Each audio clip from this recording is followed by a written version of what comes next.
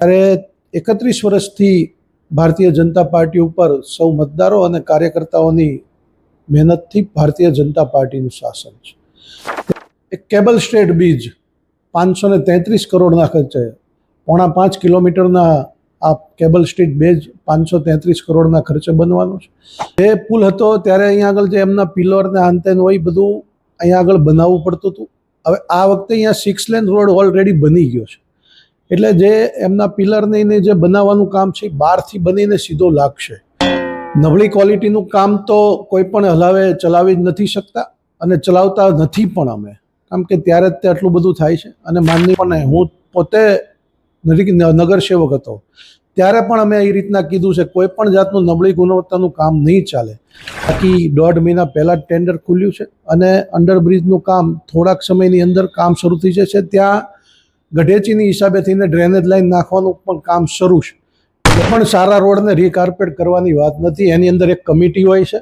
આ રોડ 6-7 વર્ષ બન્યા પછીનો જ તે રીતના ત્યાં આગળ રોડનું હોય છે. કોઈ રોડ ઉપર એ રીતના ઓલો હોતો નથી. અને આ રોડ બધા પહેલાં કીધું આવું કોઈ કામ ડિલે થવાનું ને એનું હતું, એને એક્શન લીધા છે.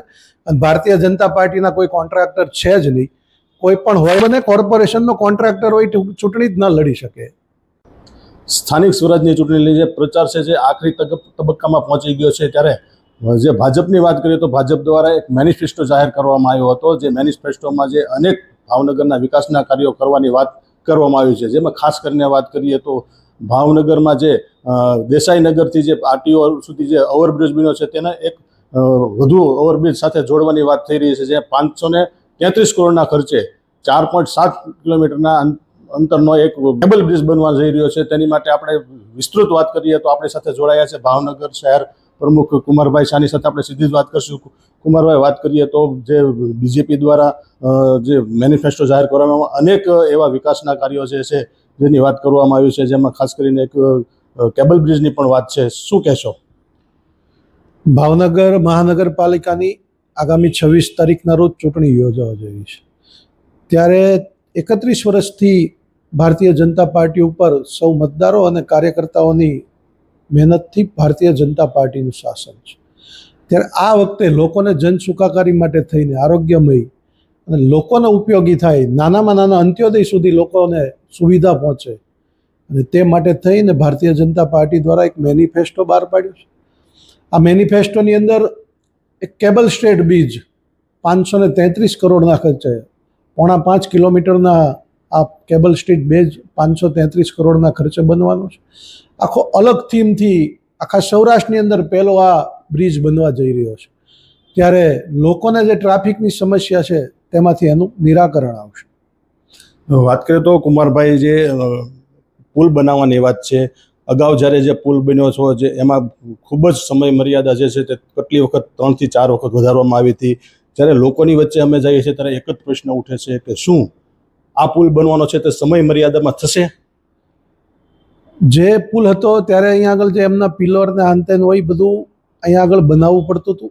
હવે આ વખતે અહીંયા 6 લેન રોડ ઓલરેડી બની ગયો છે. એટલે જે એમના પિલરને જે બનાવવાનું કામ છે એ બહારથી બનીને સીધો લાગશે. એટલે 18 માસની મર્યાદા છે. છતાંય તે અમે ત્યાં આગળ ધારાસભ્યશ્રી, સાંસદશ્રી ને આખી ટીમ, માનની પ્રભારી મંત્રીની બધા હતા, છતાં અમે 6 મહિનાનો પીરિયડ એટલે વધારે છે કે કાંઈ પણ અડચણરૂપ થોડી ઘણી નાની મોટી થાય. કારણ કે આટલી મોટી રકમનું કામ હોય એટલે કંઈક ડિઝાઇનની અંદર હોય કે ગમે તે કોઈ પણ કંઈક ને કંઈક સુધારો સ્થળ ઉપર જ્યારે આવતો હોય ત્યારે કંઈક ને કંઈક આવતો હોય છે. ત્યારે આ વખતે આ જે 18 માસનો સમય છે એમાં વધીમાં વધી 6 મહિનાનો એની અંદર વધારો થવાનો છે. આ વખતે લોકોને અગવડતા એની આ બાબતે નહીં પડે. વાત કરીએ તો બીજો પ્રશ્ન જે લોકોમાંથી ઉઠી રહ્યો છે તે ક્વોલિટીની લઈને છે, ભ્રષ્ટાચારની વાત છે, કામ છે જે નબળી ગુણવત્તાનું થઈ રહ્યું છે, એવા અનેક આક્ષેપો જે લોકો દ્વારા લગાવવામાં આવી રહ્યા છે. નબળી ક્વોલિટીનું કામ તો કોઈ પણ હલાવે ચલાવી જ નથી શકતા અને ચલાવતા નથી પણ અમે, કારણ કે ત્યારે જ તે આટલું બધું થાય છે. અને માનની મુખ્યમંત્રીશ્રી અને નાયબ મુખ્યમંત્રીશ્રી આદરણીય બંનેએ તંત્રને પણ એ રીતના કડકપણે સૂચના આપેલી છે. અને અહીંયા ભાવનગર મહાનગરપાલિકામાં પણ અમે કડકપણે, હું પોતે નગર સેવક હતો ત્યારે પણ અમે એ રીતના કીધું છે કોઈ પણ જાતનું નબળી ગુણવત્તાનું કામ નહીં ચાલે. અને આ વખતથી અમે પણ એની અંદર નિર્ણય કર્યો છે. લાસ્ટ જે પણ સ્ટેન્ડિંગની અંદર કામ મંજૂર ટેન્ડરના થયા છે તેની અંદર ઠરાવની અંદર જ તે મૂકવામાં આવ્યું છે કે આગામી જે પણ કામ હશે તેમની સમય મર્યાદા વધારવામાં આવશે. વાત કરીએ તો જે ભ્રષ્ટાચારની વાત છે, સમય મર્યાદાની વાત છે અને કામ નબળી ગુણવત્તાનું છે, તેને લઈને અનેક પ્રશ્નો ઉઠી રહ્યા છે. આપણા જે ગુજરાતના મુખ્યમંત્રી છે ભૂપેન્દ્રભાઈ પટેલ, તેમણે પણ સ્વીકાર્યું છે કે નબળી ગુણવત્તાના કામ થઈ રહ્યા છે. ભાવનગરમાં એ બાબતે મારા ધ્યાન ઉપર તો આવું કાંઈ છે નહીં. ભાવનગરમાં આવું નબળી ગુણવત્તાનું કામ કોઈ જગ્યાએ દેખાતું પણ નથી. અને તમે જે ભ્રષ્ટાચારની વાત કરી, ભ્રષ્ટાચારની વાત કોઈ જગ્યાએ છે જ નહીં. આવી ખોટી વાહિયાતું વાત કરવાનો કોઈ ફાયદો જ નથી. એક કોંગ્રેસના જે ઉમેદવાર છે તેમણે એક વિડીયો સોશિયલ મીડિયામાં પોસ્ટ કર્યો છે, જેમાં રોડ પર પાણી છાંટવાથી રોડ છે જે આરસીસી વાળા ડામર રોડ છે હમણાં જ બન્યો હતો તે તૂટી જાય છે. એવું વિડીયો અમને દેખાડજો. લગભગ એવું કંઈ અમારા ધ્યાન ઉપર તો વિડીયો આવ્યો નથી ને આવો લગભગ થાય નહીં. કારણ કે ડામર પાણી નાખવાથી ઉખડી જાય એ રીતના કોઈ થાય નહીં. અને એવું ઉખડેલો હોય તો એવો વિડીયો અમને આપજો, તાકીદે એની ઉપર પગલાં લેવા માટે થઈને કમિશનરશ્રીને કહેવામાં આવશે. એક અન્ય પણ વાત છે, જે કુંભારવાડા જે ઓવરબ્રિજ બનાવવાની વાત છે, જે કુંભારવાડા મોક્ષ મંદિરવાળો જે રેલવે ક્રોસિંગ છે ત્યાં ઓવરબ્રિજ બનાવવાની વાત છે. 70 કરોડના ખર્ચે તે ઓવરબ્રિજ બનાવવાનો છે. પરંતુ ગઢેચી રોડ પર જે અંડરબ્રિજ પાસ થઈ ગયેલો છે, લગભગ એને ટેન્ડર પાસ થઈ ગયું છે, ટેન્ડર બહાર પડી ગયું છે, ટેન્ડર ભરાઈ ગયું છે, એને ખાસો સમય થઈ ગયો, પરંતુ આજ દી સુધી ત્યાં કોઈ કામ શરૂ થયું નથી. ટેન્ડર હજી ખુલ્યું એને 1.5 મહિનાનો સમય થયો, ખાસો સમય થયો નથી. 1.5 મહિનાનો સમય થયો છે. આ ચૂંટણી સમયગાળા દરમિયાન ત્યાં આગળ કાંઈક ને કાંઈક આચારસંહિતાના હિસાબે પણ હોઈ શકે કે કામ શરૂ ન થયું હોય. બાકી 1.5 મહિના પહેલાં જ ટેન્ડર ખુલ્યું છે અને અંડરબ્રિજનું કામ થોડાક સમયની અંદર કામ શરૂ થઈ જશે. ત્યાં ગઢેચીની હિસાબે થઈને ડ્રેનેજ લાઈન નાખવાનું પણ કામ શરૂ છે. એટલે કામ પૂરું થઈ જવાથી ત્યાં આગળ અંડરબ્રિજનું કામ શરૂ થશે. અને જે ઓવરબ્રિજની વાત છે, જે મોક્ષ મંદિર જવાતી વખતે પણ અને લોકોને પણ ત્યાં આગળ ઘડીએ ઘડીએ ફાટક બંધ થવાથી આવતા દિવસોમાં આ અમારો પણ એક ઓલો છે કે ત્યાં આગળ ઓવરબ્રિજ બનાવવામાં આવશે.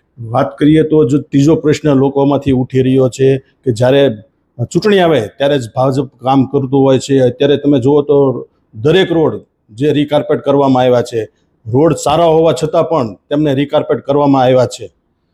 એક પણ સારા રોડને રીકાર્પેટ કરવાની વાત નથી. એની અંદર એક કમિટી હોય છે. આ રોડ 6-7 વર્ષ બન્યા પછીનો જ તે રીતના ત્યાં આગળ રોડનું હોય છે. કોઈ રોડ ઉપર એ રીતના ઓલો હોતો નથી. અને આ રોડ બધા પાસ થઈ ગયા છે. એ પાસ થઈ ગયા એટલે અત્યારે એમના કામ ચાલુ છે. એટલે ચૂંટણી ટાણે જ કામ કરવાનું એવું ન હોય. ભારતીય જનતા પાર્ટી 5 વર્ષની અંદર 2700 કરોડ કરતાં પણ વધારે આ 5 વર્ષ દરમિયાન કામ કર્યા છે, જે લોકોને દેખાય છે અને લોકોની નજરે છે. વાત કરીએ તો ખાસ કરીને એવા પણ આક્ષેપો લાગી રહ્યા છે કે જે કોન્ટ્રાક્ટરો છે તે ક્યાંક ને ક્યાંક ભાજપ સાથે જોડાયેલા છે, તેમના કાર્યકર્તાઓ છે, જેને લઈને જે કામનું છે કામ છે એ ક્વોલિટી નબળી ગુણવત્તાની થાય છે, કામ ડિલે થાય છે, પણ પરંતુ ભાજપ એની ઉપર કોઈ એક્શન લઈ શકતું નથી.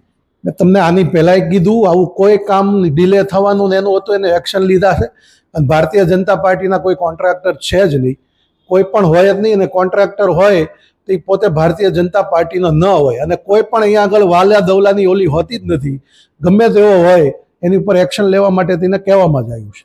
વાત કરીએ તો આપણે જે અત્યારે ઉમેદવારો છે તે ભાજપ સાથે કેટલા સમયથી જોડાયેલા હોય છે ત્યારે તેમને ઉમેદવારની ટિકિટ આપવામાં આવે છે? તમામ કાર્યકર્તાઓ જ છે. અને કાર્યકર્તાઓ નાનામાં નાનો કાર્યકર્તા બૂથનો હોય તેને પણ ટિકિટ આપવામાં આવે છે. અને આની બહુ સમીક્ષા થાય અને ત્યારબાદ જ ટિકિટ આપવામાં આવે. તો વાત કરીએ તો તમે જે કહો છો કે અમુક અત્યારે જે ઉમેદવારો છે તેમાં ઘણા કોર્પોરેશનના કોન્ટ્રાક્ટરોને પણ ટિકિટ આપવામાં આવી છે. તમે એમ કહો છો કે ભાજપ સાથે કોઈ જોડાયેલો હોય તેમને કોન્ટ્રાક્ટરને કોઈ કામ આપવામાં આવતું નથી. તો આ જે ભાજપ સાથે જોડાયેલા છે તેમને ભાજપ દ્વારા ટિકિટ આપવાની છે, જે કોન્ટ્રાક્ટર અગાઉ કોર્પોરેશનમાં હતા અને છે એમાં બેમાં ફરક છે. તમે છે એમ કહો છો ને હતા છે, એ હતા એ ચૂંટણી જ ન લડી શકે. કોઈ કોન્ટ્રાક્ટર કોર્પોરેશનનો હોય તો એ ચૂંટણી લડી જ ન શકે. અને જૂનું કોઈ કામ કર્યું હોય તો એનો મતલબ એવો નથી કે એને ટિકિટ ન અપાય. કાર્યકર્તા હશે તો એને ટિકિટ આપી જશે. અત્યારે જે હાલમાં જે ઉમેદવારો છે તે કોન્ટ્રાક્ટર છે જ તે અત્યારે તે કામ કરી રહ્યા છે. એવું શક્ય જ ન બને. કોર્પોરેશનનો કોન્ટ્રાક્ટર હોય તો ચૂંટણી જ ન લડી શકે. તમે પહેલાં જાણી લેજો, ચૂંટણી લડી જ ના શકે. તો આ હતા જે કુમારભાઈ શાહ જે વાત કરી રહ્યા છે કે ભાજપ દ્વારા જે કોઈ પણ કાર્ય છે તે હવે ડિલે નહીં કરવામાં આવે, કામની ગુણવત્તા છે તે પણ ખૂબ સારી રીતે ચોકસાઈથી કરવામાં આવશે, અથવા કે જો કોઈ નબળી ગુણવત્તાનું કામ થશે તો તેની પર ચોક્કસથી કામ કરવા પગલાં લેવામાં આવશે. જો કોઈ એજન્સી આવી નબળી ગુણવત્તાનું કામ કરશે અથવા તો સમય મર્યાદામાં કામ નહીં કરવામાં આવે તો તેની માટે તે અલગથી કોઈ એવી કમિટી રચશે અને એને જે કંઈ એજન્સી છે તેની પર કડક કાર્યવાહી કરવામાં આવશે. કેમેરામેન હિરેન માંડલિયા સાથે પ્રવીણસિંહ જાડેજા, BE ન્યૂઝ, ભાવનગર.